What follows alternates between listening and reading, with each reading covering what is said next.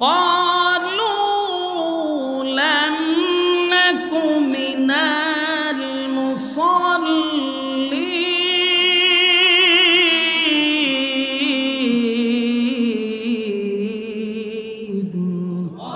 আল্লাহ বলেন قالوا لم نك من المصلين দুনিয়ার জমিনে একই সাথে চলাফেরা করছি, একই সাথে গল্প করলাম, আড্ডা মারলাম, খেলাধুলা করলাম, ব্যবসা করলাম, বাণিজ্য করলাম, কিন্তু বন্ধু রে প্রথম সমস্যাটাই হলো তুই নামাজি ছিলি, আমি বেনামাজি ছিলাম। আমি নামাজ পড়তাম না, বন্ধু তুই নামাজ পড়তি। ঘটনা হলো নামাজের সময় আমি ব্যবসা চালিয়ে যেতাম, আর তুই নামাজের সময় দোকান বন্ধ করে মসজিদে চলে যাইতি। ক্বালু লাম নাকু মিনাল মুসাল্লিন, তুই মুসল্লি ছিলি, আমি মুসল্লি ছিলাম না, তাই মালিক আমারে জাহান্নামে দিছে।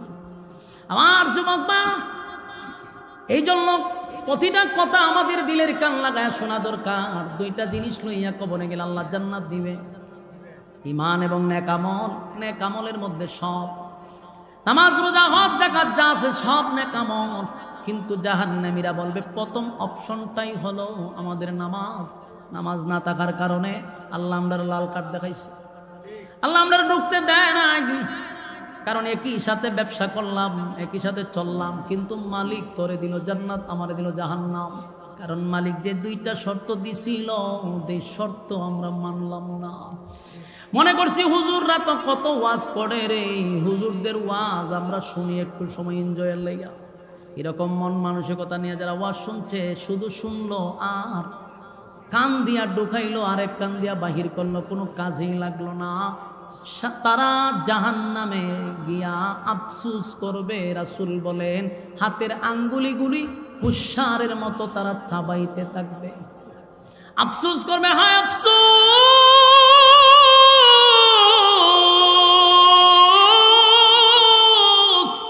একই কাছে দোকান ছিল রে, একই সাথে ব্যবসা করলাম, একই সাথে চাকরি করলাম, কিন্তু আমার বন্ধু জান্নাতি, আমি কেন জাহান্নামী?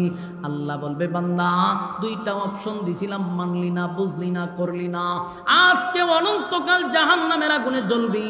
কেউ তোদেরকে জামিনও দিবে না, কেউ যাইব সুপারিশ করব, কেউ যাবে না, সুপারিশ করবে না। তাই বলুন আজকের আলোচনার পরে আমাদের প্রথম নাম্বার শর্ত হলো নেক আমলের মধ্যে সর্বপ্রথম হলো নামাজ। কথা হয় না? আমার যুবক ভাইরা, আপনাদের কর্তৃপক্ষ আমারে নামাজের ব্যাপারেও আলোচনা করার কথা বলছে, আবার জাহান্নামের কথাও কইছে, আবার জান্নাতের কথাও কইছে। এই জন্য আমি ঘুরাইয়া ঘুরাইয়া সব ডুবাইছি একটার ভিতরে। কথা কি বুঝতেছেন? এই জন্য আয়াতগুলি সবগুলার এক জায়গায় ঢুকাইছে। এখানে জাহান্নাম আছে, জান্নাত আছে। জান্নাত পাইতে গেলে দুইটা গুণে গুণান্বিত হতে হবে। এতক্ষণ ওয়াজ শুনছি ঈমান আর নেক আমল। আর জাহান্নামে যাওয়ার এক নাম্বার যে কারণ হবে এটা হলো নামাজ, নামাজ, নামাজ। কথা হয় না? আমরা নামাজ পড়ি, মাশাআল্লাহ, অনেকে নামাজ পড়ে, নামাজ পড়েও মানুষ জাহান্নামে যাবে। দেখি আশ্চর্যের ব্যাপার না? ও কথা হয় না?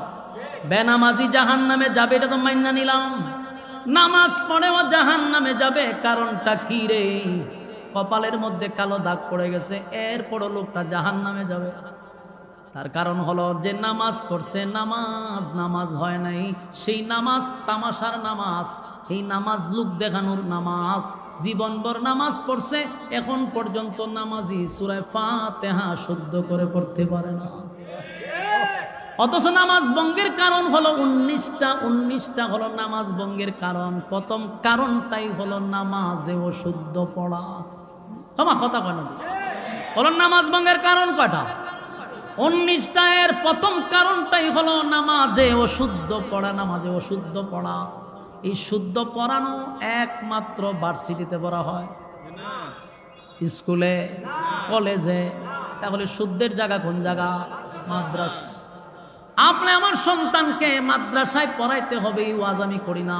আপনার ছেলেকে আপনি ইঞ্জিনিয়ার বানান, ডাক্তার বানান, ব্যারিস্টার বানান, দরকার আছে, কিন্তু প্রাথমিক শিক্ষাটা মাদ্রাসায় দেন, যেন সূরা কেরাতটা তার সহি হয়ে যায়। আমার যুবক ভাইরা, নামাজ ভঙ্গের কারণ 19টা। যদি প্রথমেই নামাজ ভঙ্গ হয় তেলাওয়াতের কারণে, আমার জীবনে বহু নামাজি আমি দেখছি সূরা ফাতিহা পড়তে পারে না। এই প্যান্ডেলের ভিতরে বহু নামাজি আছে রে, 60 বছর ধরে শুধু নামাজি পড়ে, কিন্তু এখনো সূরা ফাতিহা হয় না। নামাজের ওয়াজিব 14টা যদি বলি বলেন পারবে না। প্রতি রাকাতে ওয়াজিব ছাড়তেছে, আছে না নাই? প্রতি রাকাতেই ওয়াজিব ছেড়ে দে। যদি আপনি তারা শুধরাইতে যান বলে চাচা হইছে না, তাহলে আপনি 12টা বাজে নিব। হবে তোর জন্মের রাখ থেকে নামাজ পড়ি বেটা, তুই কোন দিনের নামাজি আমার শিখাস? তাফালিংয়ের ছুটে আপনার 12টা বাজে নিব। কিন্তু বেচারা নামাজের ওয়াজিব সারে প্রতি রাকাতে নামাজ আছে না গেছে গা। মুরব্বী জানে না, রুকুর থেকে সুজা হইয়া দাঁড়ানো মিনিমাম 1 তাসবিহ পরিমাণ দাঁড়ানো ওয়াজিব। বলুন কি ওয়াজিব? দাঁড়ানো সুজা হইয়া। কিন্তু আমি প্রায় মুসল্লিরা দেখি দেখা ওই চিনতে আর সুজা হয় না, ডাইরেক্ট একবার দেখা শেষ দাম চিন্তা করে যামতো জায়গা পর্যন্ত আর সুজ হইতাম করে বাইপাস আছে না, যাবো বাইপাসে তাড়াতাড়ি যাবো গা। এটা করে ইতা করে এমনি দিয়ে জায়গা শেষ, নামাজ শেষ। আবার শেষ দাঁত গিয়া সুজা হইয়া বসা হইলে ওয়াজিব। এখানেও বেচারা যে বেখা হয়েছিনি, বেখার থেকে আবার দেখা শেষ দাঁত, নামাজ তো শেষ। কিন্তু নামাজ পড়তেছে 60 বছর দিরা, কপালে দাগ পলাই দিছে। আবার তসবিহ আছে, সুবহানাল্লাহ মারতেছে, ইবাদত বন্দেগীর অভাব নাই, কথা এখন ঠিক নেই। কিন্তু আমার যুবক ভাই কথাগুলি যদি মুরব্বীরা, আমার কথাগুলি যদি আপনাদের কষ্ট লাগে, কিন্তু এই কথাগুলি আপনাদের খুব বেশি প্রয়োজন। যারা 50 বছর ধরে নামাজ পড়েন ভাই, আপনাদের এখানে বসে রয়েছেন, এরা একটু নিয়ন্ত্রণ করেন, কথা কইতে দিয়েন না। মুখ সাবদা দূরে, নাকটা ছাড়া, নাক ছাড়া দূরে রেখেন, সাপ দিয়া এখানে বইয়া কথা কয়। মুরব্বী যারা আছেন কি রাগ করছেন নি? আমি কি আপনারা বিরুদ্ধে গেছি? আপনারা পক্ষে? আপনি যদি শুদ্ধ করে 4টা সূরা শিখেন, পুরা কোরআন মুখস্থ করতে এটা ফরজ না, অন্তত 4টা সূরা তো আপনি মুখস্থ করেন শুদ্ধ কইরা, যেন নামাজ ভঙ্গ না হয়। আর নামাজে অশুদ্ধ পড়া নামাজ ভঙ্গের কারণ প্রথম। তাই আমরা সমাজের অনেক মানুষ নামাজ পড়ে জাহান্নামে যাবে। কথা বুঝতেছেন নি? নামাজে আপনি ঠিক হয়, কিন্তু আপনার নামাজ আল্লাহর ও আকাশে গিয়ে পৌঁছে নাই। নামাজ ঝুলন্ত তো হ্যাঁ, আবার এটা আপনার মাথার উপরে ফেলাই দিয়া যাবে ফেরেশতা। এমন নামাজ পড়ছেন ফেরেশতারা ওই নামাজ উপরে নেওয়ার দরকার নাই, এর মুখই ফেলাইতে যা। নামাজ পড়তেছে না, তামসা করে। নামাজও কারুছে কারিয়া, মসজিদের টাইলস কিরম বাবা লাগাইছে দেখে, ফ্যান কটা লাগাইছে এটাও দেখে, ও ক্যালেন্ডার হয়েছে চাই পরে। নামাজ হয় না, তামসা। আল্লাহর সামনে দাঁড়াই কি মাঝে তামসা করে? কি তামসা তো করতেই আছে, আপনি মসজিদে গিয়ে দেখেন, আমি দেখছি তো, আমি বহু মুসল্লি দেখছি। হ্যাঁ কারিছে কারিয়ে ফ্যান দেখে, আবার পিছে থেকে বললেন মুরসাও দেয়, আর হুদাও দেখিয়া শেষদাত গিয়া হাসি দেয়। হ্যাঁ হ্যাঁ হ্যাঁ করা শুরু করে, কুথানি দেয়, কেড়ে কুতাস কেড়ে। ওই ইমাম সব দিরি ঘুরে লায়, চিন্তা করছে কুথানি দিয়ে ইমাম সাহেবের সিগনাল দেয় যে হুজুর অত দেরি করা ঠিক না। বলুন নামাজ আছে না গেছে? এখানে আমলে কাসির করা বিনা উজুরে কাশা। আপনার বিনা উজুরে কাশেন কেন? আপনার উজুর নাই তো আপনি কাশি মারলেন কেন? নামাজ ভেঙে যাবো।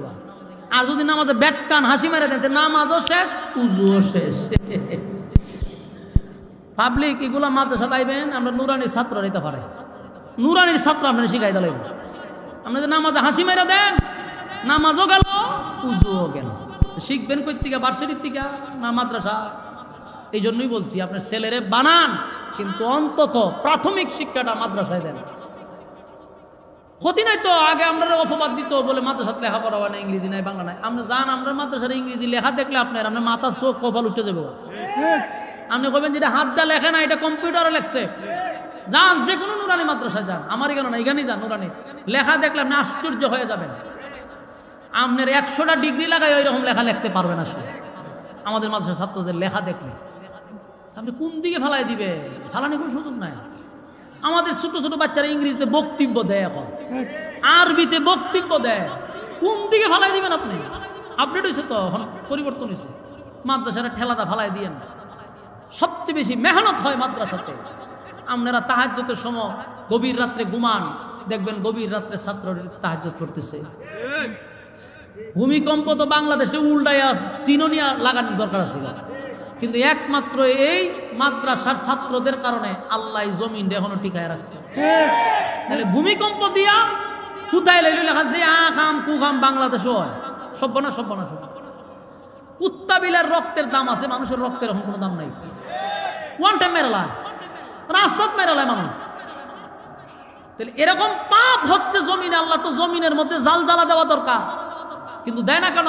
আপনি আকাম করে ঘুমান আর একদল উচ্চা আল্লাহর দরবারে কোরআন শরীফ পড়তেছে, চোখের পানি ছাড়তেছে। এদের কারণে আল্লাহ জমিন এখনো টিকায় রাখছে।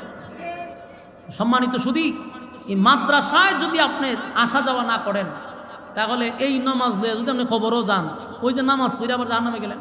এই জন্য মাদ্রাসা যেহেতু পাশে আছে, হুজুরার কাছে আসবেন। শরম নাই, শিকাত কি নাই, লজ্জা শরম নাই। আপনি মুরব্বী মানুষ আইছেন বলে হুজুর আপনার আমি সাহাফানের টাকা দিন, হুজুর আমার 4টা সূরা শিখাই দেন, এটা তো দিতেন না। হুজুরে 500 টাকা দিতেন না, তো আপনি ওই ইংরেজি টিচারে নিয়ে 5000 টাকা দিয়ে দেবেন। হ্যাঁ, এটা না দিলে শরম। বেডিও কয়, ঘরের মহিলাও কয়, ইন্না লিল্লাহ, মান সম্মান যাবো। তাড়াতাড়ি হুজুর 4.5 টাকাটা দিলেন দরকার। আর হুজুরের ক্ষেত্রে হুজুর কইব না, দিব না, হুজুরে দিব না। হুজুরের কাছে কোনো ইজ্জত মিজ্জত নাই, কইলে হয়েছে হুজুর মানুষ। আপনাদের নিয়তের কারণে আজকে এই অবস্থা, নিয়তের কারণে। অনেক মাদ্রাসা তো আমি নিজেও চালাই, বাপ জীবিত, বাপে লইয়া গিয়ে সেটা কয় ফোলাটা ইয়েতিম, হ্যাঁ নিজের ফুলার বাপ এর মেরে নিছে। পরে ঘটনা নিয়ে দিই সব আছে, এর ফুল হয়তো লই আইছে। আয় বলছে তোর মা বাপ নাই, গরিব মানুষ, তো কমাই সময় রেখেন, এতিম হইয়া দিছে ভর্তি করাই। পরে খবর লিয়া দিয়ে এই ফুলার বাপ হইয়ে কত বড় সিটারি করে দেখছেন। তো এটা মাছ পড়বো নি কম, এটার কি পড়াইবি তুই? লিল্লা খাওয়াইয়া তুই কিতা পড়াইবি কম? শুরুতেই বাট পারে। আমি যে বলছি এগুলার প্রমাণ আছে তো, অধিকাংশ জায়গায় এগুলো হচ্ছে। মাদ্রাসাটা গিয়া ভর্তি করলে এমন ভাবে মাটির পরে এলান দিয়া বুঝা যায় সর্বহারা হয়ে গেছে, কিচ্ছু নাই, বেশকি দিয়ে ফিরে দেয় গরিব। কিন্তু আপনি লয়ে যান স্কুল অকালের আগে 7,500 টাকা দেয়, নাহলে মান সম্মান যাইব, ইজ্জতের একটা ব্যাপার আছে না। তাহলে নিয়ত যদি আপনার ভালো না থাকে, আপনার ছেলে আলেম হইব কিভাবে আর হাফেজ হইব কিভাবে? আপনি যেরকম নিয়তে মাদ্রাসা দেন, শেষে এটাও কি করে বন্ডামি করে। এটাও বইয়াতে কোন বেড়া মরবো, আরে জানাজা করবো, খার বাড়িতে মিলা দিব, এগিয়ে খাইব। এরপর যখন কোনো কিছু ফানা, তখন এটি মেকআপ লাগাইয়া লাল বাতি লাগাই উঠতে থাকা স্টেজে উঠতে ওয়াজেন, কোরআন হাদিস তো নাই, শুরু করে দেয় গান, হেক্কুর হুক্কুর দিয়া মাহফিল শেষ। ওইটির কারণে হয়। এই জন্য আসুন, মাদ্রাসা যেহেতু আছে, আমরা সেখানে আমাদের সন্তান দিয়া আমরা এই মাদ্রাসার প্রতি আমরা খেয়াল রাখবো, অর্থ দিয়া রাখবো। আমরা যদি পারি আমাদের জীবন দিয়ে হইল নবীর এই মাদ্রাসাগুলি আমরা টিকায় রাখতে হবে। আর মাদ্রাসা যে বিদায় আজকে বাংলাদেশে এখন পর্যন্ত মানুষ মানুষকে সম্মান করে, দিনী শিক্ষা আছে বিদায় এখনো মানুষ বাবা তার সন্তানকে সম্মান করে, নাহলে মানুষ মানুষ থাকতো না, গরু ছাগল হয়ে যেত। গরু ছাগল আলেম ওলামা না থাকলে এদেশে গরু ছাগল হইতো। ওয়াজ মাহফিল যে বেশি হয়, অনেকে কয় এত ওয়াজ মাহফিল কেন হয়? বেড়া, ওয়াজ মাহফিল যদি ঘন ঘন না হইতো তাহলে মানুষ আর মানুষ থাকতো না, মানুষ থাকতো না, তো গরু ছাগল হয়ে যেত। এখনো তুই মানুষ সম্মান করে না, ফলাফল মুরব্বী দেখলে সম্মান নাই, আলেম দেখলে সম্মান নাই। আর যদি মাহফিল বন্ধ হয়, এই কথাগুলো যদি কানে পৌঁছানো না হয়, আরো নষ্ট হবে। কথা ঠিক না বেটি? আমার যুবক মায়েরা, 1 নম্বর কোন ক্বালু লাম নাকু মিনাল মুসাল্লিন, কারণ হইল জাহান্নামে যাওয়া, নামাজ ইয়াদ আছে তো। এরপর হইল ওয়া লাম নাকু নুতঈমুল মিসকিন। 2 নাম্বার হলো যারা ইতিমের মাল মাইরা খাইছে, এরকম লোক আসেনি? কথা হয় না? এতিমের মাল যারা মেরে খায়, এতিমদের সম্পদ যারা দখল করে জোর কইরা, আসেন এরকম লোক? আল্লাহ কয় এই শ্রেণীর মানুষ কোনোদিন জান্নাতের ঘ্রাণ পাবে না। আমার যুবক ভাইরা, আমার দেশে বেশিরভাগ গরিবের হক নষ্ট করা হয়, দুর্বলের উপর আঘাত দেওয়া হয়, যার কিছু নাই তারে আরো মানুষ মারতে চায়, ঠিক না বেটি? গরিব মানুষের উপরে অত্যাচার, জুলুম, নির্যাতন চালায়, দুর্বল প্রতিবাদ করতে পারে না রে, এই জন্য তার উপরে নির্যাতন চালায়। আল্লাহ কয় ওয়াদাম নাকুনু তুঈমুল মিসকিন, যারা এতিম অসহায়দের হক নষ্ট করলো, এতিমের খাবার নষ্ট করলো, এতিমের হক যারা নষ্ট করলো, জাহান্নামে তারাও কোনোদিন যেতে পারবে না। কথা বুঝতেছেন? আমার যুবক ভাইরা, আজকে সবচেয়ে বেশি এতিমের মাল নষ্ট করে, এতিমের মাল মাইরা খায় বেশি হলো যারা এই সরকারের অধীনে থাকে। একেবারে একটা মেম্বার থেকে শুরু, হ্যাঁ মেম্বার থেকে শুরু। তো কত বিধবার বাতাস ইডি খায়, গরিব মিসকিনের মাল খায়, রাস্তাঘাট তো খাস খাস হই, এর থেকে নিচে লামতে লামতে একেবারে বাথরুম লেফটিন শুদ্ধা খাই আলায়। বাস্তব না বাস্তব? আমরা বাজার একবার আমি বইয়া এক দোকানে চা খাইতেছি, তো বইয়া রয়েছি, বাট আমার খুব মহব্বত করে, হতন করে একটা ফান বানাই দেয়, চা দেয়, তাই আমি বইয়া গোপটপ করি। আগে বহুত আগে, এখন তো ব্যস্ত, আগে তো ব্যস্ত আসলাম না। তো আমি এখানে বইয়া আমার ইউনিয়ন অফিস দেখা যায় অনেক দূরে, দেখি 2টা লেগেছে জগদা, ওই চৌকিদার চিনেননি, চৌকিদার চিনেন না আপনারা? তো চৌকিদারের সাথে দুই মহিলা লাগছে দ্বন্দ্ব। এইখান থেকে কিন্তু আওয়াজ শোনা যায় না, খালি দৃশ্য দেখা যায়, কিন্তু কি কইতেছে এটা বোঝা যায় না। তো বইয়া থাকতে থাকতে অনেক কম ধরে দেখলাম মহিলা এই চৌকিদার ভিতরে যায়, মহিলা ঠান্ডা বাইর করে হয়, চৌকিদার ঠেলায় হয়ে যা, দৃশ্য দেখা যায়। অনেকক্ষণ পরে মহিলারা গেছে, যাওয়ার পরে চৌকিদারগুলি বহু পরে এই দোকানের কাছে আইছে, ডাক দানছে, কিতা খবর কিতা? ও বালা, আপনি বালা নেই, ছাটা খাইবেন না? আমি একটা জিনিস জিগাইতাম, ওই যে ঝগড়াতে দেখলাম মহিলার সাথে এটি কিতা, এত খুব শরম পাইছে, হুজুরে তো দিকালাইছে রে। না হুজুর এমনি কিচ্ছু না, গ্রামের মানুষ। না আমি দেখছি তো, গরু ঢুকেন আবার টাইনা বের করেন, ঘটনা কিতা? ও ঝামেলা হবে, মারাত্মক ঝামেলা। কিতা ঝামেলা কম জানা? বেজ্জুতি জি, মহিলারা আপনারা কোথায়, ঘটনা কিতা? আমার তো দোষ না হুজুর, খাইয়া তোলাইছে, কিতা খাইছে? 10টা বাথরুম আছে, লেফটিন গরিবের লেগে, 7টা দিছে, 3টা দিছে না। এই 3 বেডিয়ে আমার সকাল থেকে এমন একটা ডিস্টার্ব করা করতে, এখন জানা আমি কিতা করতাম? খাইছি কি আমি নি? 3টা কিতা 3টা খাই দিছে। সি সি সি নিচে লামতে লামতে লেফটিনটা শুদ্ধা খায়। বাস্তব কইছি না অবাস্তব? খালি অন্য হান দিয়ে খায়, আপনারা লাগা দেখায় না? ওয়ালাম নাকুনু তুইমুল মিসকিন, মিসকিনের মাল যারা মাইরা খাইলা, গরিব অসহায়দের যারা হক নষ্ট করলা, জাহান্নামের গ্রাণ কোনোদিন পাবি না, মাথায় রাখতে হবে। এরপর আল্লাহ বলেন ওয়াকুন্না নাখুদু মাআল খাইদিন, যারা অনর্থক বেহুদা কথা কয়। বেহুদা কথা কই না লোক আসেনি, কথা কয় না, ইডিও জাহান্নামে যাবে, জান্নাতে যাইতে পারতো না। বেহুদা কথা কি জানেনি? অনর্থক কথা কয়, খাম কাজ নাই, বেহুদা কথা। মসজিদও গিয়ে দেখবেন, ও মসজিদই বেশিরভাগ গড় দুই কথা কইতে পারে না, কিন্তু মসজিদে গিয়ে ফটার ফটার করে, ঠিক নেই? এখানটা আতা, এখানটা বালু লাগে রে, এখানে ময়লা খেরে, এখানে ময়লা খেরে, বেটা তোর গরো দিয়ে ভরে রয়েছে ভাসমা, মসজিদ বালু তো খায়। মানে মূল ক্ষতি ইমাম সাহেব এবং মুয়াজ্জিন একটু পোষা দিত। এইগুলো কইরা আপনার ক্ষতি নিজেটাই কানতেছেন। ইমাম মসজিদের মাদ্রাসার হুজুরের সাথে যেটি লাগে, এটি ও কালে মরে, তাড়াতাড়ি মরে জায়গা। ফেরে জানেননি? ইমাম মুয়াজ্জিন আল্লাহ, এটা তুমি কোন দিন নিবা দুনিয়ার থেকে, আল্লাহ এর অত্যাচার আর টিকতারি না মাবুদ, মাবুদ একটা ঠাডা ফালাই দাও। তো দেখবেন হঠাৎ করে প্যারালাইসিস হয়ে গেছে, নাহলে হঠাৎ করে কিডনি গেছে গা, নাহলে হার্ট ব্লক হয়ে গেছে। বাস্তব কথা তো। আপনি হারা দিন গিয়ে ইমাম আর মুয়াজ্জিন হলো লাগেন, এরা যে আপনার অভিশাপ যে আপনি বুঝেননি, ধ্বংস হয়ে যাবেন কত। আমার যুবক ভাইরা, ওয়ালাম নাকুনু তুইমুল মিসকিন ওয়া কুন্না নাখুদু মাআল খাইদিন, যারা বেহুদা অনর্থক কথা কয়, আছে না নাই? সারা দিন মসজিদও 5 ওয়াক্ত নামাজ পড়ে, তসবিহটা লইয়া বাইরে গেছে, দেখবেন ওই দোকানের মুড়ো দেখবেন টিভি একটা চালাইতেছে, আর কেকের ফুতলা কতগুলা, কলা হতে লট্টায় তো রাখছে বিস্কুট, গিয়া করে 1 কাপ চা দিছে, সুবহানাল্লাহ সুবহানাল্লাহ। তসবিহ বেচারার হাতও ঠিক হয়ে আছে, চিনি ছাড়া চা দিছে, কতক্ষণ খায় আর 2 কথা কয়, আর কয় চ্যানেল ফাল্টা। দেখছেন খালেদা জি আছে না গেছে, সুবহানাল্লাহ সুবহানাল্লাহ। তারেক জি আইবনি দেশ, সুবহানাল্লাহ সুবহানাল্লাহ সুবহানাল্লাহ। দেশের পরিস্থিতি ভালো না রে, ডক্টর ইউনুসে কিতা করতেছে, সুবহানাল্লাহ সুবহানাল্লাহ। সুদ কি এখন কমছে না বাড়ছে, সুবহানাল্লাহ সুবহান। এই তসবিহ পড়তেছে, কতক্ষণ পরে গিয়া একটা সুমা দেয় 100। ওই তসবির মাথাতে একটা ইয়তা দিকে আমরা খারাপ থাকে, ওই যে অতক্ষণ সুবহানাল্লাহ পড়ছে না, এটাকে শেষ একটা সুমা দেয় 100 গেছে। আচ্ছা কন, এই যে তুমি সুবহানাল্লাহর নামে কাম কু কাম, দিনের কাম রাতে সব ঢুকাইছে সুবহানাল্লাহ ভিতরে, ঢুকাই সুমা মারে 100 গেছে। এরপরে চা খায়, খাইয়া আবার মাগরিব আজান ঘুরে আছে, এই লুকুই এক জায়গায় কই আসর থেকে মাগরিব হয়ে গেছে, আবার মসজিদে ঢুকছে, ঢুকে আবার জামাতের সহিত নামাজ পড়ে। বলুন এইটারে কয় বেহুদা কথা যারা কয়, এরা জাহান্নামে যাওয়ার এটা হলো 2 নাম্বার 3 নাম্বার কারণ। বলুন কয় নাম্বার কারণ? 3 নাম্বার কারণ জাহান্নামে যাওয়া। আজকের থেকে বেহুদা অনর্থক কথা বলবে না, রাজি আছেন? কথা কয় না? যারা অনর্থক কথা বলে, বাস্তব একটা কথা বলে, যারা অনর্থক বেহুদা কথা বলে, এরা সমাজে মূল্যায়ন কমে যায়। কথা বুঝতেছেন? যদি বেশি বড় বড় করে, সমাজে আপনার মূল্যায়ন থাকবে না। এই জন্য যতটুকু পারা যায় কথা কম বলা। রাজি আছি? ওয়াকুল্লা নাখুদু মাআল খাইদিন, যারা অনর্থক কথা কয়, আর এই অনর্থক বেশি মহিলাদের অভ্যাস আছে, আসেনি? এক জায়গা মুখ বন্ধ করে বয় না, 5টা 6টা মহিলা যদি এক জায়গা হইতে পারে, এদিন আর ফর্তিকা পড়ার কোনো দরকার নেই, সব খবর এর কাছে পাইব। কক কক কক কক করে রাস্তা ঘর ঘর। মা বোনদেরকে সম্মানের সাথে বলছি, বেহুদা কথা কইেন না, এটা কিন্তু জাহান্নামে যাবে। কয় নাম্বার কারণ? 3 নাম্বার কারণ।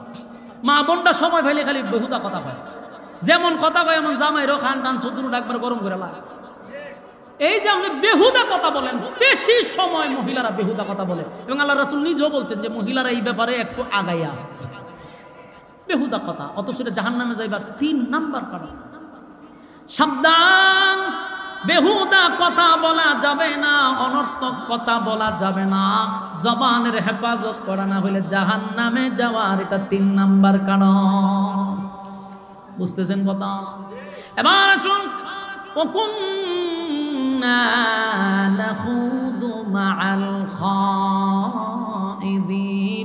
وَكُنَّا نُكَذِّبُ بِيَوْمِ الدِّينِ। 4 নাম্বার হলো যারা পরকালকে বিশ্বাস করে না।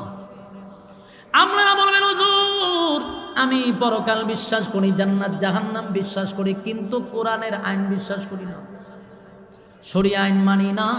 বলুন তো দেখি আপনি কি পরকাল বিশ্বাস করছেন? হ্যাঁ, কথা কই না দিও, ঘটনা কি তা? লক্ষণ তো খারাপ দেখতেছি। এখানে কি কেউ কইব যে আমি পরকাল বিশ্বাস করি না? সবাই কইব পরকাল বিশ্বাস করি, আল্লাহ রাসূল বিশ্বাস করি, কিন্তু শরীয়ত আইন বিশ্বাস করি না। তাহলে আপনি পরকাল বিশ্বাস করলেন কেন? কোরআনের একটা নকতা যদি আপনি অস্বীকার করেন, কচ্ছিন কালো আপনি ইমানদার হতে পারবেন না। আপনি কোরআনের একটা নকতা, শব্দ না নকতা, জের জবর যদি আপনি অস্বীকার করেন, আপনি তো মুসলমানই না মিয়া। তাহলে আপনি পরকাল বিশ্বাস করলেন কেন? যাই না রাখেন আপনি জাহান্নামে যাওয়ার এটা 4 নাম্বার কারণ।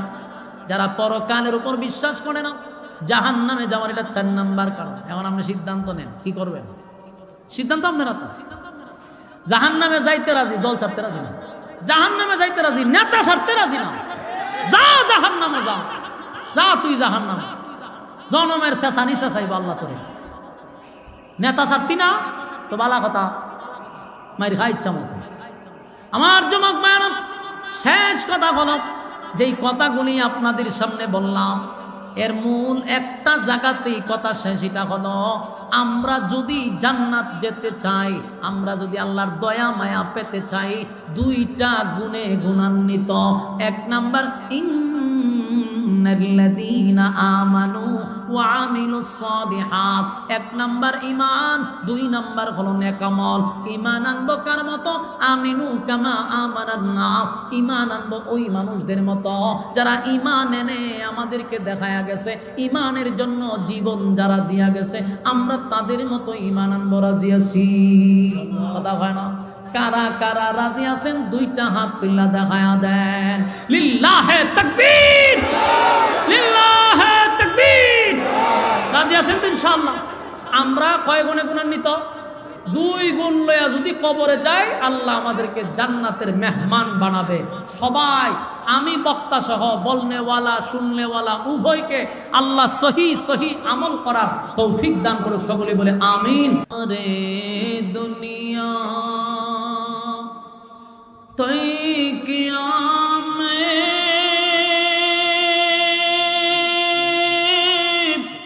मिसल दो देखा नहीं, तेरे मानद खूबसूरत चांद भी होता नहीं, बलगल उला बिकमालिही कशबत तुझे बिजमालिही हसनत जमीअ।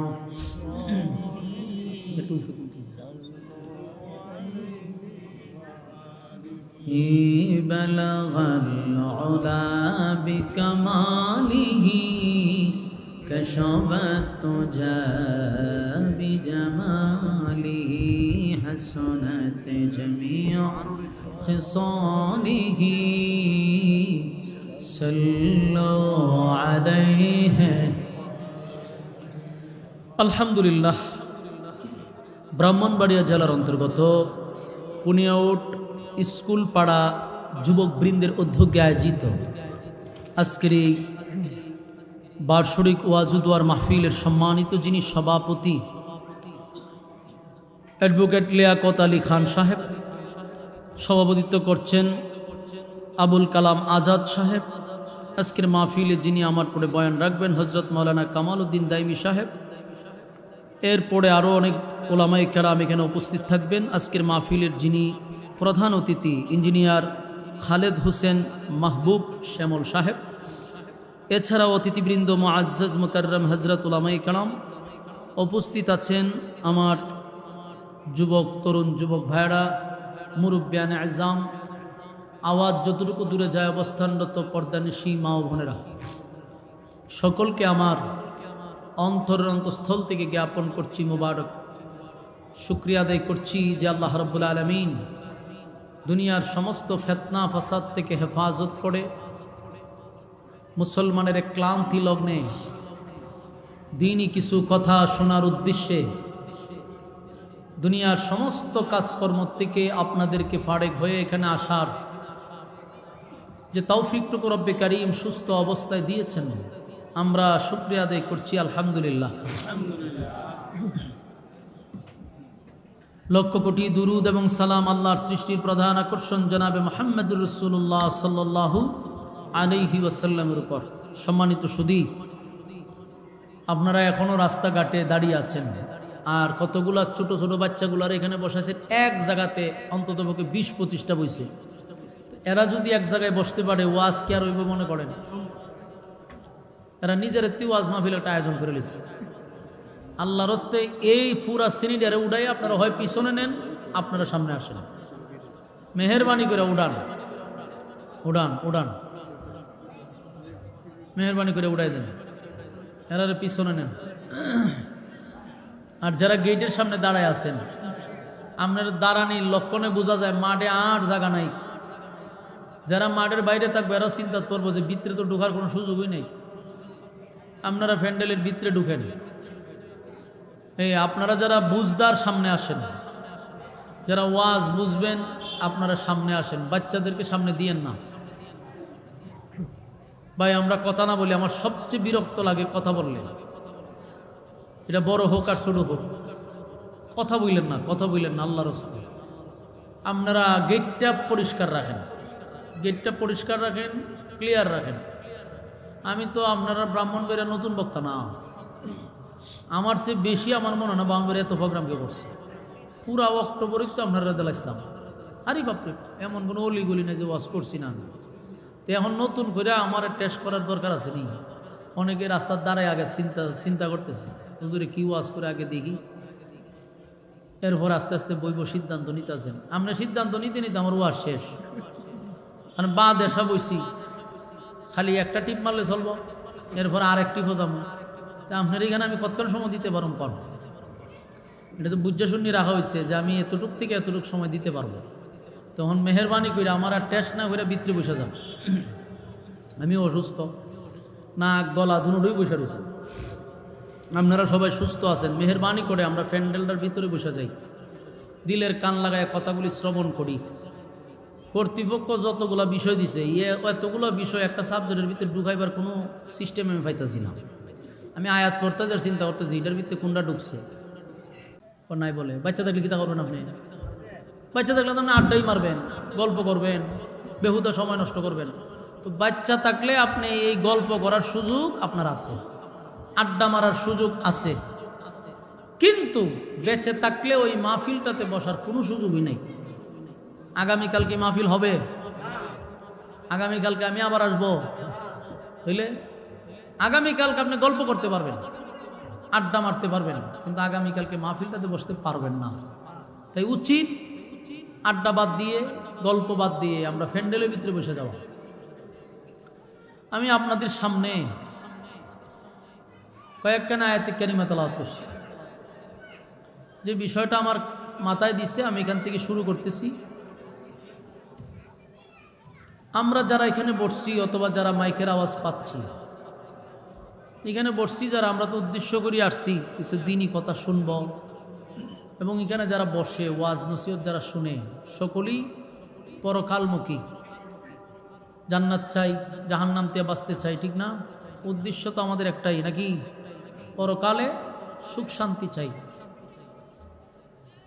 এই জন্য এই মানুষগুলা দুনিয়ার সমস্ত ব্যস্ততা পিছনে রাইখা, আরামের বিছানা ঘরে রাইখা নরমাল বিছানাতে বসে থাকে। দুনিয়ায় কিছু পাইলো আর না পাইলো, কিন্তু পরকাল যেন না হারায়। এই জন্য এই মানুষগুলা এই সমস্ত নেকের কাজে শরিক হয়।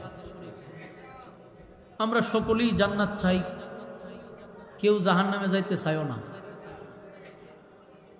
নামাজ যে পড়ে না হেও চায় জান্নাতে যাইতে, ভালো কাজ যে করে সেও চায় জান্নাতে যাইতে। আল্লাহও ওয়াদা দিছে, আল্লাহ নিজেও ওয়াদা দিছে, কানাত লাহুম জান্নাতুল ফিরদাউসি নুজুলা। আল্লাহ কয় 8টা জান্নাত বানাইছে, এর মধ্যে একটা জান্নাত হলো ভিআইপি, স্পেশাল জান্নাত। এটার ভিতরে আমি তোমাদেরকে মেহমান বানাবো। দেখেন তো এখানে সুবহানাল্লাহ আসেনি? আছে থাকলে কইবেন জান্নাতের মেহমান আল্লাহ আমাদেরকে বানাবে। কেন যদি সুবহানাল্লাহ না থাকে তাহলে ঠাড়া বললে সুবহানাল্লাহ কইবে। কত বড় একটা সুসংবাদ দিলাম।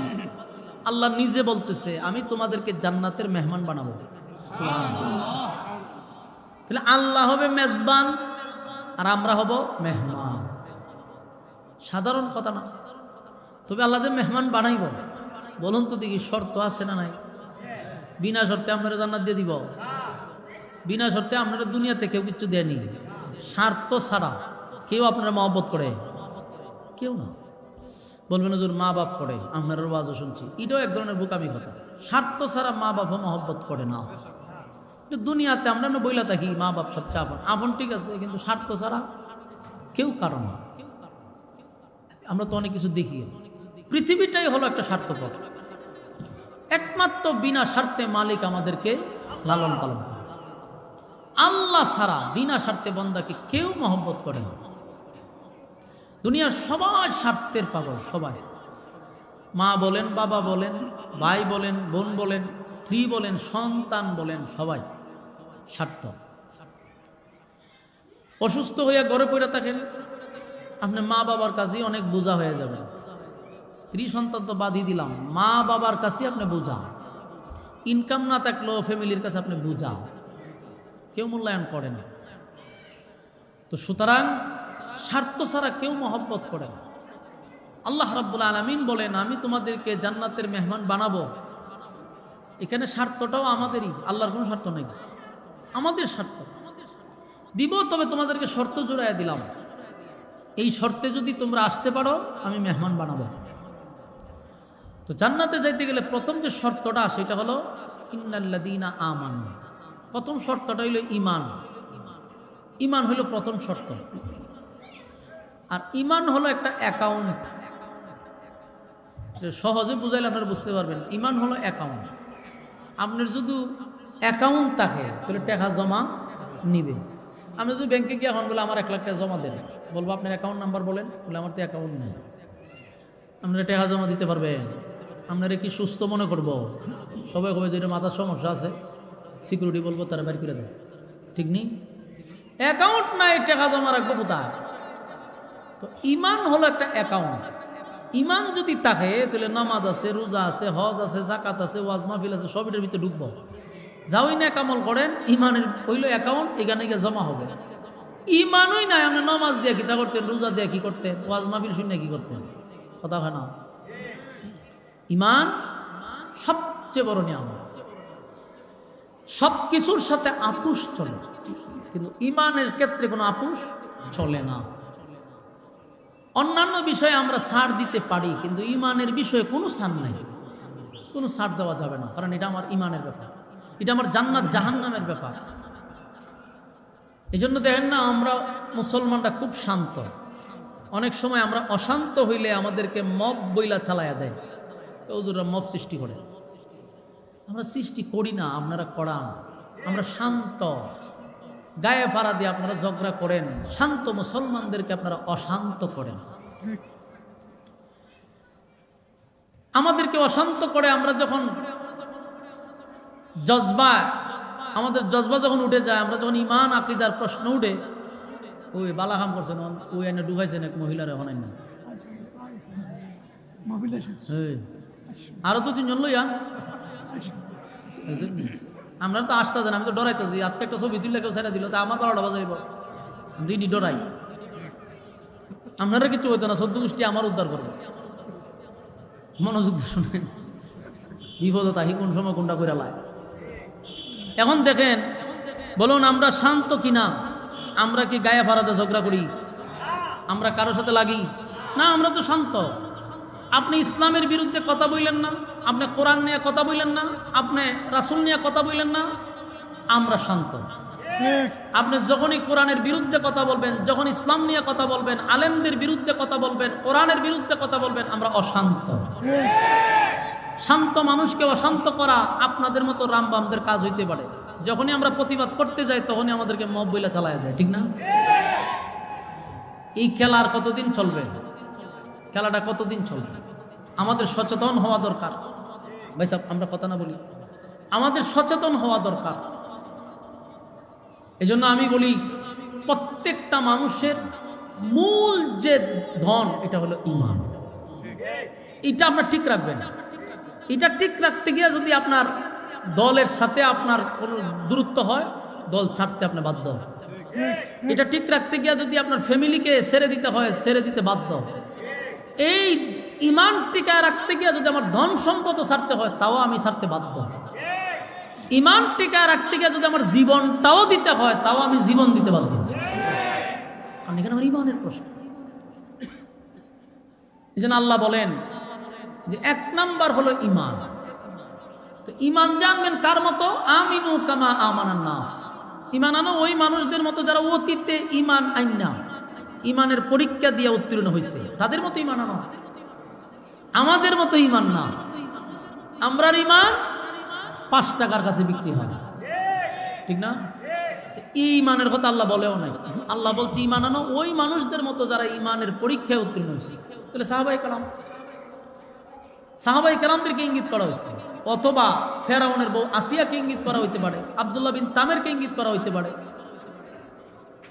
এরকম যারা ঈমানের পরীক্ষায় উত্তীর্ণ হয়েছে, তারা ঈমান ঠিকায় রাখার জন্য জীবন দিয়া দিছে, ঈমান দেয় নাই।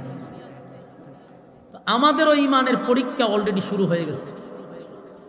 যেখানেই দেখবেন কোরআন নিয়ে অপমান করা হয়, বুঝবেন আমাদেরকে অশান্ত করার জন্য এই প্ল্যানগুলা উপর থেকে করা হয়।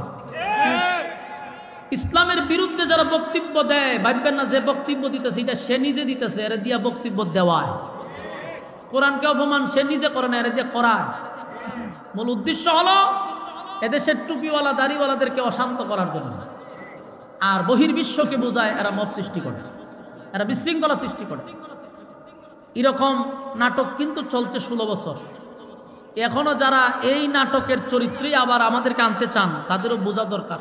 ভাই, আপনারা কি কথাবার্তা বন্ধ করতেন না? ওই হেরোনি বানিয়েছেন আপনারা স্বেচ্ছাসেবক। যদি হের যত টিম আছে সব লইতে পারিছে, কই যাইতাম কোন কথা কইলে কেমন হইব? মনোযোগ দেন, মনোযোগ দেন। বলুন আমরা সবাই কি চাই? জান্নাত চাই, ঠিক না? আল্লাহ কি ওয়াদা দিছে? জান্নাতের মেহমান বানাবো। শর্ত কি? ঈমান। বলুন শর্ত কি? আমিনু কামা আমানান নাস। 1 নাম্বার হলো ঈমান। 2 নাম্বার ওয়া আমিলুস সালিহাত, নেক আমল। প্রথম ইন্নাল্লাযীনা আমানু, ঈমান, এরপরে নেক আমল। তাহলে আগে হইলো ঈমান, এরপর আপনি নেক আমল করবেন। কেন বলা হইলো যে ঈমান যদি ঠিক থাকে তাহলে নেক আমল করতেন? কথা হয় না? আচ্ছা, একজন হিন্দু খ্রিস্টান যদি নামাজ পড়ে রোজা রাখে, এটা কি জমা হইব? কেন জমা হবে না? ঈমান নাই। ঠিক তেমনি ভাবে আমাদের যাদের ঈমান নাই, আমরা যতই ইবাদত বন্দেগী করি কোনো লাভ হবে? ঈমান নাই, আপনি মাথার টুপি লাগাইছেন। ঈমান নাই, আপনি একটা কুট লাগাইছেন, পাঞ্জাবি লাগাইছেন, লাগাইয়া গণ গণ মসজিদে যাইতেছেন, আইতেছেন, আর মানুষ আপনার পিছন দিয়ে স্লোগান দিতেছে অমুক ভাইয়ের চরিত্র ফুলের চেয়ে পবিত্র। হ্যাঁ, আমরা যে নাম কেউ আসতে নামাজও গেলেন আইলেন, আর চরিত্র ফুলের মতো পবিত্র, এই স্লোগানে কি ফার পাইবেন? তাহলে মূল জায়গায় আমার ঠিক থাকতে হবে ঈমান, ঠিক কিনা? আমিনু কামা আমানান নাস, ঈমান আনো ওই মানুষদের মতো যারা ঈমানের পরীক্ষায় উত্তীর্ণ হয়েছে। তাহলে এখান থেকে স্পষ্ট বক্তব্য হলো, জান্নাত যদি পেতে চাই তাহলে অবশ্যই ঈমান এবং নেক আমল। ঈমান এবং নেক আমল। আল্লাহ ওই 2 শর্তে আমি তোমাদেরকে জান্নাতুল ফেরদাউস দিব। বিনা শর্তে দিবে না ভাই, বিনা শর্তে দিবে না। দুনিয়া আল্লাহ বিনা শর্তে দিছে, কিন্তু পরকাল বিনা শর্তে দিবে না। নেক আমল এবং ঈমান, এই দুইটা শর্ত দিছে, এটা কি কঠিন কোনো শর্ত? আমাদের কাছে আপনার কাছে সহজ হইতে পারে। এখানে যদি সবাই জিগায় এক বাক্যে বলবো যে আমরা সবাই ইমানদার, তাহলে তো আমরা শর্ত পূরণ করলাম। 2 নম্বর কথা হইব যে আমরা সবাই নেক আমল করি, তাহলে 2 শর্ত পূরণ করছেন, এখন খালি জান্নাতে ঢোকার বাকি। বিষয়টা অত সোজা না। ইমান সবাই দাবি করি আমরা ইমানদার, কিন্তু ইমান মাফার যদি মিশিং থাকতো সবগুলো আমরা ধরা পড়ে যেতাম, ঠিক নেই? জ্বর মাফার যেমন থার্মোমিটার আছে, ইমান মাফার যদি একটা মিশিং থাকতো তো দেখতেন বক্তাখন, শ্রোতাখন, নেতাখন, খেতাখন সব ধরা পড়ে যেত। ফির মুরিদি যা আছে সব ধরা পড়ত। ফির আইলেও হয়তো হুজুর আপনার বগলের নিচে আলগি দেন, আলগি দিয়েই থার্মোমিটার ঢুকাই দিত বগলের নিচে, দিয়া কতক্ষণ ডাক্কা ঠান্ডা বাইর করে দেখতো ইমান 0। হয়তো হুজুর মুরিদ করবেন, পরে আগে মান সম্মান লইয়া বাঁচেন, ঠিক নেই? সব শ্রেণীর মানুষ ধরা পড়ত। কিন্তু আল্লাহ যেহেতু আমাদেরকে স্নেহের চাদর দিয়া ডাক্কা রাখছে, আমাদের ইজ্জত মানুষের সামনে, আমাদের কুকর্ম আল্লাহ ফাঁস করে নাই, শুধু আমাদেরকে সিগনাল দিয়ে যাচ্ছে পরিবর্তনের জন্য। এরপরও যদি আমরা পরিবর্তন না হইলে বিপদ আছে। আসুন আমরা এই 2টা শর্ত মাইনা যদি কবরে যাইতে পারি, আল্লাহ জান্নাত দিবে। রাজি আছি? আল্লাহ বলেন আমিনু কামা আমানান নাস, ঈমান আনো ওই মানুষদের মতো যারা ঈমান আনছে। তাহলে আমরা যদি ঈমান আনার পরে নেক আমল করি, পরের সাবজেক্টটা হলো নেক আমল। নেক আমল লইয়া যদি কবরে যাই, আল্লাহ ওয়াদা দিছে কানাত লাহুম জান্নাতুল ফিরদাউসি নুজুলা। এই 2টা শর্ত যারা মানবি, ওয়াদা দিলাম আমি জান্নাতের ভিতরে তোমাদেরকে মেহমানদারি করাবো। খালিদিনা ফিহা লা ইয়াবগুনা আনহা হিওয়ালা। জান্নাতের ভিতরে যখন প্রবেশ করবে, আল্লাহ তো আমাদেরকে মেহমানদারি করাবে, আমরা জান্নাতের মেহমান হয়ে যাব। জান্নাতীরা জান্নাতে ঢোকার পরে আর কোনোদিন বাহির হইতে চাইবে না। এর ভিতরে ঢুকলে কি আর বাড়িব? জান্নাতীরা জান্নাতের ভিতরে ঢুকলে আর বাহির হতে চাবে না। জান্নাতীরা জান্নাতের ভিতরে ঢুকে তাদের যত আশা আকাঙ্ক্ষা আছে সব পুরা হবে, কোনো চাহিদা আর থাকবে না, সব পুরা হবে। দুনিয়াতে সব চাহিদা পুরা হয় না, সব চাহিদা পুরা হয় না গো। কারণ দুনিয়াতে মানুষের বহু চাহিদা থাকে। কেউ যদি খাটো হয় সে লম্বা হইতে চায়, এটা তার চাহিদা। কিন্তু বলুন মক্কা মদিনার ইমাম লইয়া যদি দোয়া করেন, হে কি কিনছিলাম বইব, কথা কই না আমার সাথে, বলে হুজুর আমি আপনার মতো হুজুর দিয়া দোয়া করাইব না, আমি মক্কা মদিনার ইমাম নিয়ে দোয়া করব, আমি যেন 3 ইঞ্চি লম্বা হই। এই দোয়া কি কোনোদিন কবুল হবে?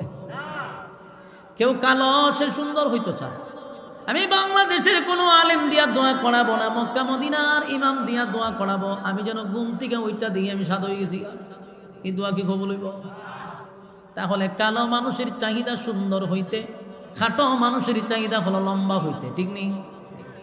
আমার যুবক ভাইরা, মানুষের চাহিদার কোনো শেষ নাই।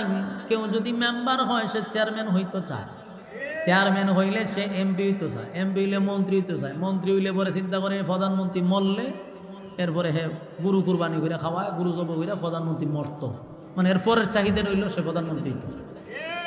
প্রত্যেকের চাহিদার কোনো শেষ নাই। প্রধানমন্ত্রী হইলেও তার চাহিদার শেষ নাই। 5 বছরে তার হয় না, 10 বছরে হয় না, 16 বছরে হয় না, কারণ চাহিদা শেষ নাই। তো আরো থাকতো চায়, 41 সাল পর্যন্ত থাকতো চায়। কিন্তু আল্লাহ হয় চাহিদার শেষ নাই। এই দুনিয়ায় মানুষের চাহিদার কোনো অভাব নাই। দেখেন তো চাইছিল 41 বছর পর্যন্ত, ঠিক না? ও 41 সাল পর্যন্ত। তাহলে মানুষের চাহিদা আছে রে, মানুষের চাহিদার কোনো শেষ নাই। 2 নাম্বার হলো এত কিছু পাওয়ার পরেও চাহিদা পূরণ হয় না। সামনে একটা আমাদের বাধা হইল মৃত্যু। হ্যাঁ, কারণ এইটা আসার পরে সমস্ত চাহিদা, সমস্ত আশা আকাঙ্ক্ষা নিমিষেই শেষ করে দেয়। মৃত্যুটা যখন চলে আসে, চোখের মধ্যে কত স্বপ্ন মানুষ লালন করে, আমি গাড়ি কিনবো, বাড়ি কিনবো, দেশের বাহিরে যাব, বেগম পাড়ায় বাড়ি করব, দেশের টাকা সব লুটপাট করে আমি মস্তি দিয়া খাবো। সাগরের পারে বোতল টানবো আর হুরপুরিরা আমার সামনে নাচানাচি করবে, কি আনন্দ আকাশে বাতাসে। কিন্তু আজরাইলে খারাপ, আজরাইলে হোক ল আমার সাথে লইতা তোর নাচানাচি আমরা পরে দেখুন নাকি তা করা যায়, ঠিক নেই? স্বপ্ন নিয়ে এত বই রয়েছে নাচানাচি করবো, কিন্তু মালাকুল মওত দিছে সামনে এসে দেখো কয়ও কত স্বপ্ন দেখতেছ, আয়ো তোমার সাথে আমরা বোঝাবার আছে, নাচামো আমরাও তোমার সাথে ডান্স তো পাগলো ডান্স দিন, চলো কত দানে কত সাল বুঝাই দিন। তাহলে আপনার সব আশা শেষ, ঠিক নেই? আশার কিন্তু শেষ নেই, সব আশা ভরসা নিমিষেই শেষ হয়ে গেল, এটার নাম হলো মৃত্যু। এই জন্য যুবক ভাইরা আমাদের বুঝতে হবে, প্রথম এই পৃথিবী এটা চিরস্থায়ী না, এটা মাইনা নিতে হবে। পৃথিবী চিরস্থায়ী নয় গো। আজ পর্যন্ত পৃথিবীতে কেউ থাকতে পারে না টাকা দিয়েও না, উন্নত চিকিৎসা দিয়েও কিন্তু পৃথিবীতে কেউ থাকতে পারে না। টাকার মতো কোনো সুযোগ নাই রে। যদি পৃথিবীতে টাকা যাইতো আমার নবী থাকতে পারত, যার জন্য আমার আল্লাহ নিজেই পাগল, সেই নবী পৃথিবীতে থাকতে পারলো না। তুমি আর আমি পৃথিবীতে থাকার কোনো অপশন নাই, চলে যেতে হবে এটা নিশ্চিত। তবে চলেই যেহেতু যাব, দুইটা জিনিস সাথে লইয়া যাইতে হবে। এক নাম্বার হলো ঈমান, দুই নাম্বার হলো নেকামল। প্রথম বিশ্বাস হলো, আমরা বিশ্বাস করি রে পৃথিবীতে আমরা থাকবো না, চলে যাব, এটা বিশ্বাস করছি। এত বিশ্বাস করার পরে এটা কেন বুঝেন না, এটা কেন মানেন না যে চলেই যেহেতু যাব, সাথে দুইটা জিনিস লইয়া যাইতে হবে, ঈমান আর নেকামল। ঈমান আর নেকামল লইয়া যদি কবরে না যাই, উপায় থাকবে না, উপায় থাকবে না। ভয়াবহ পরিস্থিতি শুরু হবে রে। আল্লাহ কয়, বান্দা আমি তোর সময়ের কসম করে বললাম তুই ধ্বংস। কথা কি বুঝতেছেন? আল্লাহ নিজে কয়, আমি সময়ের কসম করে বলছি তুই ধ্বংস। ওয়াল আসর, সময়ের কসম। ইন্নাল ইনসানা লাফি খুসর, আল্লাহ কয় নিশ্চয়ই তোরা ক্ষতিগ্রস্ত। কথা কি বুঝতেছেন?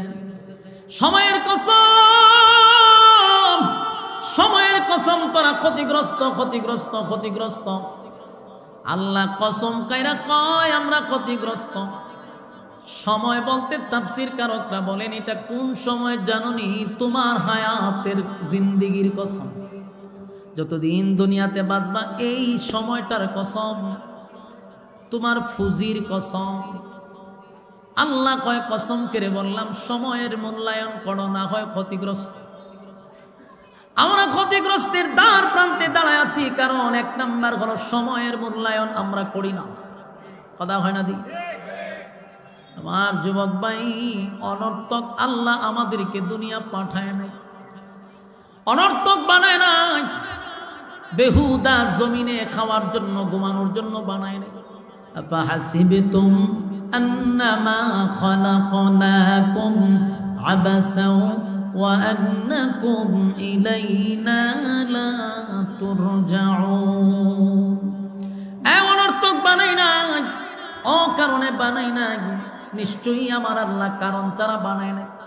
কি কারণে বানাইল? ওয়ামা খালাকতুল জিন্না ওয়াল ইনসা ইল্লা লিয়াবুদুন। মানব দানব দুইটা জাতি রে আমি আল্লাহ বানাইছি শুধুমাত্র আমার গোলামি করবে। বলুন কার গোলামি? আমার যুবক ভাইয়েরা, সবই তো জানলাম পৃথিবী চিরস্থায়ী না, সেটাও জানলাম। আল্লাহ দুনিয়াতে আমাদেরকে অনর্থক বানায় নাই, সেটাও জানলাম। ইবাদতের জন্য বানাইছে, সেটাও জানলাম। ইবাদত না করলে আল্লাহ কি করবে সেটাও তো জানা দরকার। আল্লাহ ইবাদত না করলে ওয়ালাকাদ জারানা লিজাহান্নামা কাসীরাম মিনাল জিন্নি ওয়াল ইনস, জিনকে আমি আগুন দিয়া জ্বালাবো আর পোড়াবো। কথা বুঝতেছেন? লাহুম কুলুবুন লা ইয়াফকাহুনা বিহা ওয়া লাহুম আ'য়ুনুন লা ইবসিরুনা বিহা ওয়া লাহুম আযানুন লা ইয়াসমাউনা বিহা। যাদেরকে চক্ষু দিলাম দেখার জন্য, কান দিলাম শোনার জন্য, অন্তর দিলাম বুঝার জন্য, এতগুলা কোয়ালিটি দিয়া যাদেরকে বানাইলাম, তার সম্মানটাও আমি ফেরেশতাদের থেকে বেশি রাখলাম। কথা কি বুঝতেছেন?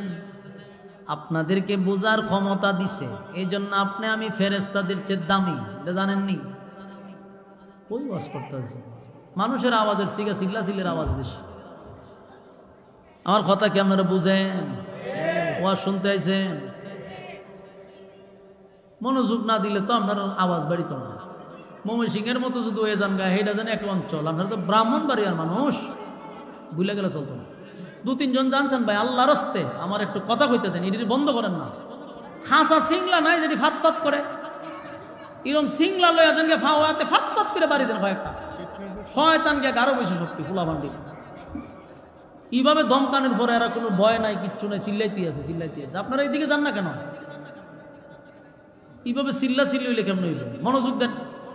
আমার জায়গা মনে এইদিকে, এতে চিল্লায় দোকান ফাট দিয়ে ফ্যান্ডেলের ভিতরে লইতে আর বালা আছে, এত কাছে দেওয়ান থেকে ফ্যান্ডেলের ভিতরে বালা। আমিও খাইতাম, ওয়াজ করতাম, আবার লামতামকে 2টা খাই আবার ওয়াজ করতাম।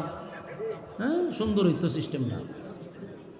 এত কাছে মানুষের দোকান দেয় না, শয়তানের ওগুলো আগে টেঙ্গা বইরিছে দেন না, দেখছেন নি কি চিল্লা চিল্লিটা হইতাছে।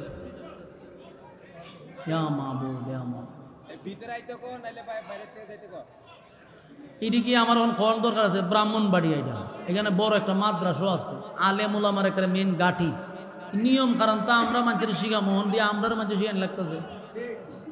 এটা যদি অন্য অঞ্চলই তো মাইনা নিতাম যে এগুলোর আলেম ওলামা নাই, প্রভাব নাই। এটা তো ব্রাহ্মণবাড়ি আলেমের শহর, সিস্টেমটা তো আমরা আপনারা বেশি বোঝার কথা। শুনছেন, এরকমভাবে একটা চিল্লা চিল্লি আঙ্গাম হইলে মনোযোগ থাকেনি, কথা বলার আগ্রহ তো তৈরি হয় না। এতক্ষণে আমরা কি বুঝলাম বলুন? আমরা সম্মানটা কি সৃষ্টি জগতের শ্রেষ্ঠ নাকি আরো নিচে? দেখেন, ফেরেশতার কিন্তু গুনাহ নাই। ফেরেশতা গুনাহ কি জিনিস বুঝি না, গুনার স্বাদ কি তা হে জানি না। কিন্তু এই ফেরেশতাদের চেয়েও আল্লাহ কইছে মানুষের সম্মান বেশি, মানুষের সম্মান বেশি। ওয়ালাকাদ কাররামনা বানি আদম, আদমের যে সম্মান আর মর্যাদা আল্লাহ কেউ দিছে না। তবে আদমের সম্মান কখন বাড়ে, ফেরেশতাদের চেয়ে উপরে কখন গিয়া দাঁড়ায়? 2টা গুণে গুণান্বিত হইল, এক হইল ঈমান, এক হইল নেক আমল। আপনি ফেরেশতাদের উপরে আপনার সম্মান নেবেন তো আগে ঈমান এবং নেক আমল থাকতে হবে, তাহলে আপনি ফেরেশতাদের চেয়েও দামি। কারণ আয়াত কিন্তু আরেকটা আছে, উলাইকা কাল আনআম বাল হুম আযাল। এখানে কিন্তু আরেক আয়াত আছে। আল্লাহ যে আয়াতে বলছে ফেরেশতাদের চেয়ে মানুষ সম্মানী, আবার অন্য আয়াতে বলছে মানুষ চতুষ্পদ জানোয়ারের চেয়ে নিকৃষ্ট। বলুন মানুষ কয় প্রকার পাইছি? এখন 2 প্রকার মানুষ পাইলিছি। একদল মানুষ ফেরেশতাদের চেয়েও দামি, আর একদল মানুষ কুত্তা বিলের চেয়েও নিকৃষ্ট। এখন আপনারা কোন চান? এই যে 2 আয়াতে আল্লাহ মানুষ সম্পর্কে কথা বলল, এই জিনিসটা বোঝার জন্য অবশ্যই মাদ্রাসায় পড়তে হবে। বলুন এই 2 আয়াতের ব্যাখ্যা বোঝার লাগে আপনি মাদ্রাসা পড়তে না?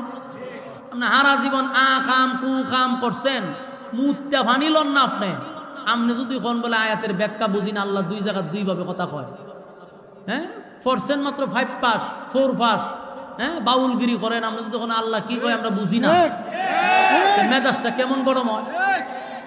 15 বছর 16 বছর হুজুররা মাদ্রাসাত পড়া আমরা বুঝি না এখনো, আর হে 5 পাস করে সাহেব বুঝাইতো সূরা নাসের অর্থ কি আর হে করলো কি?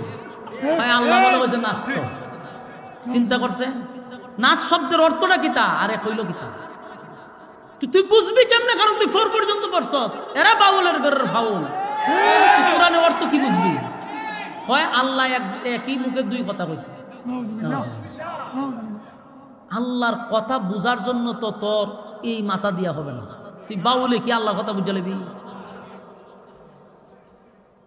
আল্লাহর কথা বুঝার জন্য তো যোগ্যতা লাগবে।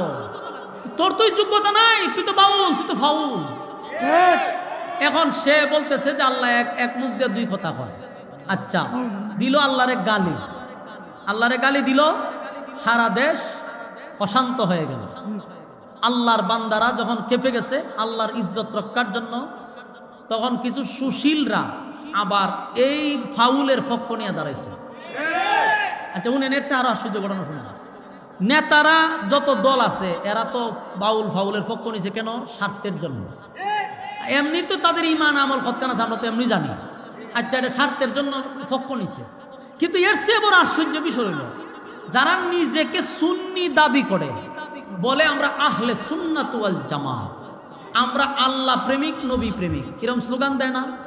আমরা তো মানুষের কাতারেই মনে করে না, এবং আমরা মুসলমানই মনে করে না এরা।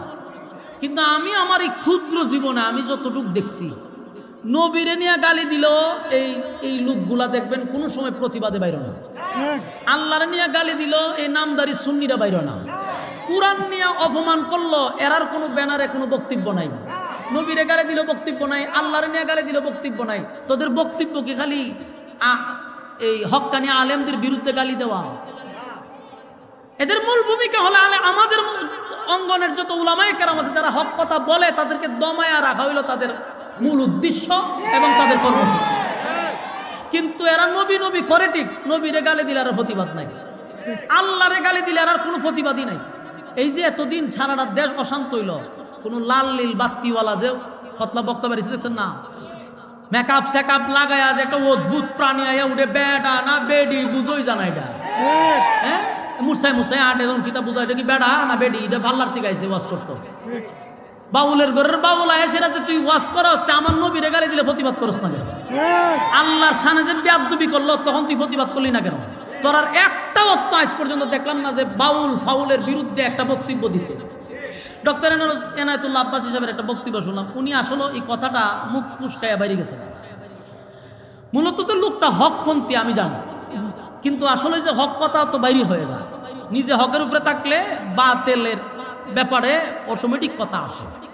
উনি লাস্টে একটা কথা বললো যে আপনারা যে আমার দাওয়াত দিলেন তো সুন্নি মনে কইরা, আপনারা নিজেরা তো সুন্নি দাবি করেন, আর যারা আপনারা ওয়াহাবি বলেন, তো এই ওয়াহাবিরে তো আজকে আল্লাহর সামনে বেয়াদবি করার কারণে আন্দোলন তারা করছে, কোরআনের বিরুদ্ধে অপমান করার কারণে এই ওয়াহাবিরে তো প্রতিবাদ করছে, নবীরে গালি দিলে ওয়াহাবিরেই প্রতিবাদ করে। তোরা সুন্নি নাম লাগাইছত করে রে, সুন্নি নাম লাগাইছত করে। এই সমস্ত যে বাউলরা কোরআনের বিরুদ্ধে কথা বলছে, এরা যেমন বাউল, ইডিও বাউলই ছিল। বাউলের একটা অংশের নাম হইল এই সমস্ত মেকআপ কলা বক্তা। এক ক্লাসের ছাত্র তো এরা। এখান থেকে যেটি বাউলের মধ্যে ভালো একটু গলা টলা আছে, এটিতে ফাটাই দেয়, ইসগানা সাপ্লাই দেয়। এখান থেকে এরা সাপ্লাই টাপ্লাই দিয়ে না তোরা ছেড়ে দিলাম, তুই মাঠ দখল কর, আর আমরা আসি গান ফালা লইয়া। দেখবেন ওই যে অভ্যাস, দেখবেন এর লিগে স্টেজে বইও গান গায়। গান গাওয়াতের পুরান অভ্যাস, আজকের অভ্যাস না, এর পুরাতন অভ্যাস। ওই বাউল ফালাত গান গাইছে, অনুবাজের মাঠও গান গায়। ভাই কসম খোদা, এতটুকু বোঝানোর জন্য আপনাদের কি কথাটা বলছি, এরা আমাদেরকে সব সময় নবীর দুশ্মন বলে। আমি তো এই আকড়ায় জন্ম নিছি, আমি এই জায়গাতেই জন্ম নিছি। সব সময় আমি যে একটা মানুষ, আমার মুসলমানই মনে করেন এরা। আমার মাদ্রাসার দান করলে না কেরার গুণ হইল, তাহলে কি বুঝলেন যে এরা আমরা মুসলমানই মনে করেন। কিন্তু আমার কথা হইল, আমরা আল্লাহর বিরুদ্ধে কথা বললে তো জীবন দিতে প্রস্তুত, নবীর বিরুদ্ধে কথা বললে আমরা প্রস্তুত। তোরা নবীর নাম বেচ্চা খাস কেন? নবীর বিরুদ্ধে কথা হইলে তোর আন্দোলন নাই, মিছিল নাই, মিটিং নাই, কিন্তু নবীর নাম বিক্রি করে মানুষের ইমোশনাল তৈরি করস, মানুষের সিম্পেথি অর্জন করে এরা নবীর নাম দিয়া। কিন্তু এই ভণ্ডদেরকে কোনোদিন আপনারা প্রতিবাদে পাবেন না। এরা বাইরিব ওই 12ই রবিউল আউয়ালের ডেস্কি মেসকি লইয়া বাইর হয়, বাইরিয়া কিশোরী মিশরির আয়োজন করে, হচ্ছে লাফায় টাফাইয়া খায়, খাই হইয়া সেটা এই যে ঘুমায়, আবার এক বছরের ভিতরে জাগানো যায় না।